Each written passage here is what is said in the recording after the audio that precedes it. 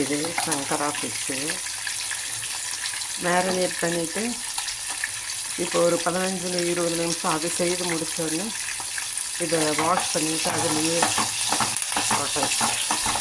கீழே கருவேப்பிலை ஒரு 5-6 இனுங்க போட்டுட்டு மறுபடியும் மேலேயும் அதே மாதிரி போட்டு விட்டுப்பாங்க. அது பாட்டில் டப்பு டப்புன்னு பிரிக்காமல் வெந்துக்கிட்டு இருக்கும். ரெண்டாவது நீங்கள் கரண்டி போட்டு கிளற வேண்டாம். நல்லா ஃப்ரை ஆனோடனே இதில் லேசாக திருப்பி போட்டால் போதும். இந்த மரக்கரண்டிலையும் திருப்பலாம், சொல்லிடுறாங்க அப்படி மெதுவாக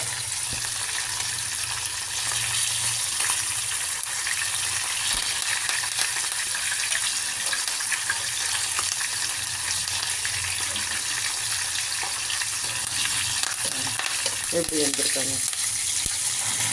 எப்படி தெரிக்கிறதுனால கருவேப்பிலைனால தான் அவங்க தெரிக்கிறாங்க. கருவேப்பிலை கீழே போட்டிருக்கோம் இல்லையா, அப்போ திஞ்சு போய் ஒட்ட மாட்டாங்க. அடியில் போய் ஒட்டிட்டு வரல, இந்த மாதிரி ஒட்ட மாட்டாங்க.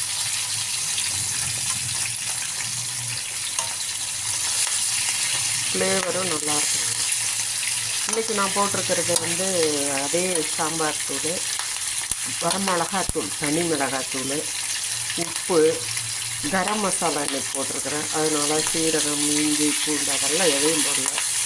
எது வறுக்கிறதுக்கான இதுவும் போடலை. அரிசி மாவு அது இது கார்ன்ஃப்ளவர் ஒன்றும் போடல. பாருங்கள், கட்டாமல் வந்துருக்காங்க. கருவேப்பிலை அடியில் போட்டிங்கன்னா ஒட்ட மாட்டாங்க.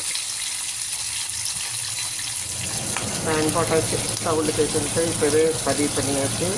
இப்படி தான் செய்யணும். மேரினேட் பண்ணி வச்சுருந்தா பார்த்தீங்கன்னா கருவேப்பிலை அடியில் போட்டு மேலேயும் கருவேப்பிலை போட்டிங்கன்னா சேஃபாக வேகும், நல்லா மொறு மொறுன்னு வெந்துடும்.